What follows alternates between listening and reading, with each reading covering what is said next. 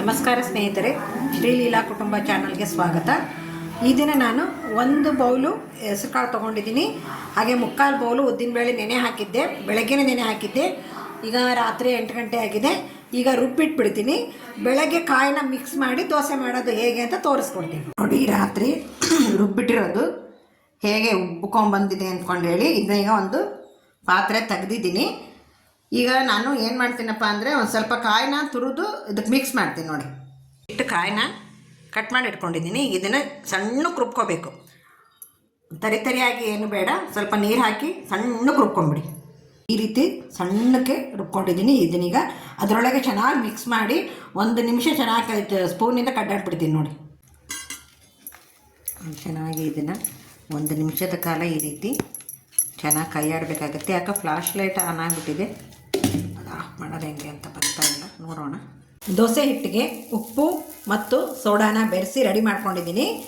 ಈಗ ಹಂಚು ಕಾಯಲಿಕ್ಕೆ ಇಟ್ಟಿದ್ದೀನಿ. ಹಂಚು ಕಾದ ತಕ್ಷಣ ನಿಮಗೆ ದೋಸೆ ಮಾಡೋದು ಯಾವ ರೀತಿ ಅಂತ ತೋರಿಸ್ಕೊಡ್ತೀನಿ. ಹಂಚು ಕಾದಿದೆ ನೋಡಿ.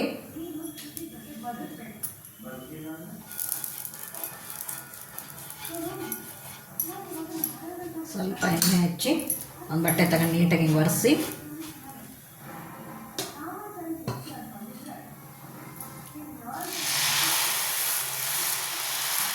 ಹೆಲ್ದಿ ಆ್ಯಂಡ್ ಟೇಸ್ಟಿ ಬ್ರೇಕ್ಫಾಸ್ಟ್ ಅಂತಾರಲ್ಲ, ಹೆಸರು ಕಾಳು ನಮ್ಮ ಆರೋಗ್ಯಕ್ಕೆ ತುಂಬಾ ಒಳ್ಳೆಯದು ನೋಡಿ. ನಾವು ಎಷ್ಟು ದೊಡ್ಡದು ಬೇಕಾದ್ರೂ ಹಾಕ್ಕೋಬೋದು.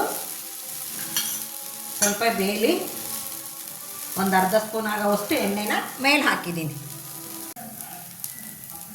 ನೋಡಿ. ಈಗ ಒಂದೊಂದು ಅರ್ಧ ಸ್ಪೂನು ಎಣ್ಣೆ ಹಾಕಿ ದೋಸೆನ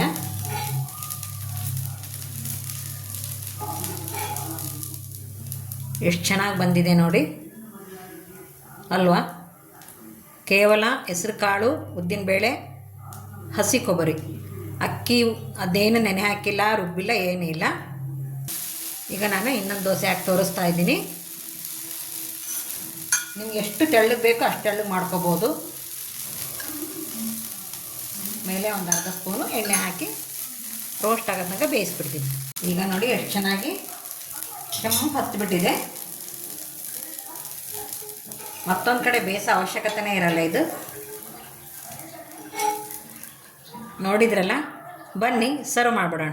ಸರ್ವಿಗೆ ರೆಡಿಯಾದಂತಹ ಹೆಸರು ಕಾಳು, ಹಸಿಕಾಯಿ ಹಾಗೆ ಉದ್ದಿನಬೇಳೆ ಹಾಕಿ ಮಾಡಿರ್ತಕ್ಕಂತಹ ದೋಸೆ, ಬೆಳಗಿನ ಬ್ರೇಕ್ಫಾಸ್ಟು ನೋಡಿ. ಎಷ್ಟು ಚೆನ್ನಾಗಿ, ತುಂಬ ಚೆನ್ನಾಗಿದ್ದೇವೆ. ನೀವು ಒಂದ್ಸಲ ಟ್ರೈ ಮಾಡಿ ಅಂತ ಹೇಳ್ತಾ, ಮೊದಲನೇ ಬಾರಿಗೆ ನೋಡ್ತಾ ಇರೋರು ದಯವಿಟ್ಟು ಸಬ್ಸ್ಕ್ರೈಬ್ ಆಗಿ, ಲೈಕ್ ಮತ್ತು ಶೇರ್ ಮಾಡೋದನ್ನು ಮರಿಬೇಡಿ ಅಂತ ಹೇಳ್ತಾ ಈ ವಿಡಿಯೋನ ಇಲ್ಲಿ ಮುಗಿಸ್ತಾ ಇದ್ದೀನಿ. ಎಲ್ಲರಿಗೂ ನಮಸ್ಕಾರ.